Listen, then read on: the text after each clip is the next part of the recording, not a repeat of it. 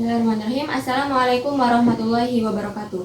Salam, Om Swastiastu, Namo Buddhaya, salam kebajikan dan tabi pun. Sebelumnya izin memperkenalkan diri, nama saya Latifah Syahidah dengan NPM 2513041074. Pada kesempatan kali ini saya akan melakukan tugas presentasi untuk memenuhi tugas mata kuliah pembelajaran berbicara yang diampu oleh Ibu Dr. Eka Sofia Agustina MPD dan Ibu Siska Merita MPD.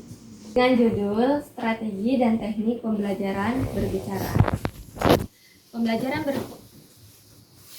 Pembelajaran berbicara adalah proses melatih kemampuan peserta didik dalam menyampaikan gagasan, pendapat, perasaan, dan informasi melalui ucapan dengan jelas, efektif, dan sesuai dengan konteks komunikasi.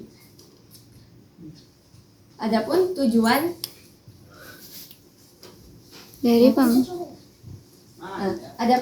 strategi pembelajaran berbicara yang pertama adalah melatih keberanian dan rasa percaya diri dalam mengungkapkan pendapat.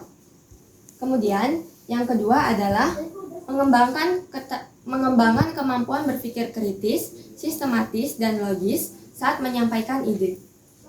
Yang ketiga adalah meningkatkan kemampuan berbahasa secara efektif dan komunikatif, baik dalam situasi formal maupun non-formal.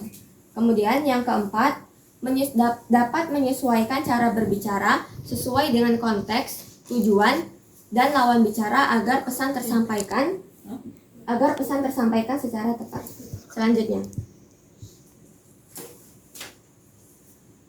adalah strategi pembelajaran berbicara. Perlu kita pahami bahwa strategi pembelajaran berbicara merupakan berbagai cara yang dipilih dan diterapkan oleh pengajar untuk menyampaikan materi pelajaran dengan tujuan agar memudahkan peserta didik dalam menerima dan memahami materi tersebut. Sehingga pada akhirnya mereka dapat menguasai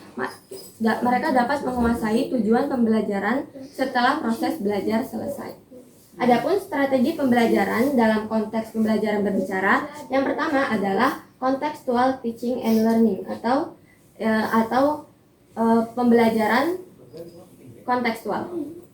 Pembelajaran kontekstual merupakan strategi pembelajaran yang menekankan pada proses keterlibatan siswa secara penuh untuk dapat menghubungkan antara materi dengan kehidupan sehari-hari. Contohnya itu ada wawancara, debat, presentasi, atau diskusi. Yang kedua adalah cooperative learning atau pembelajaran kooperatif. Pendekatan kooperatif merupakan suatu pendekatan yang mengutamakan adanya kerjasama, yaitu kerjasama antar siswa dalam kelompok untuk mencapai tujuan pembelajaran. Tujuan pembelajaran kooperatif adalah untuk membangkitkan interaksi yang efektif di antara anggota kelompok melalui diskusi. Dalam hal ini, sebagian besar aktivitas pembelajaran berpusat pada siswa, yakni mempelajari materi pelajaran, berdiskusi untuk memecahkan masalah. Kemudian yang ketiga adalah role play atau bermain peran. Bermain peran adalah teknik di mana siswa memerankan tokoh atau situasi tertentu sesuai dengan skenario. Tujuan utamanya adalah agar siswa terbiasa berbicara sesuai dengan konteks nyata. Melalui penerapan ini, guru dapat menyiapkan skenario, contohnya percakapan dalam restoran atau wawancara kerja. Siswa dibagi menjadi beberapa kelompok dan diberikan peran. Kemudian, mereka memainkan peran sesuai dengan situasi yang sudah ditentukan oleh guru. Kemudian yang keempat adalah based learning atau pembelajaran berbasis tugas. Salah satu strategi yang dapat diterapkan oleh guru yaitu strategi berbasis tugas. Melalui strategi ini, siswa diharapkan dapat menyelesaikan tugas nyata yang membutuhkan komunikasi. Contohnya dalam pembelajaran bercerita. Strategi ini dapat dilakukan melalui metode penugasan, diskusi, tanya jawab, dan demonstrasi dengan menggunakan teknik storytelling atau bercerita.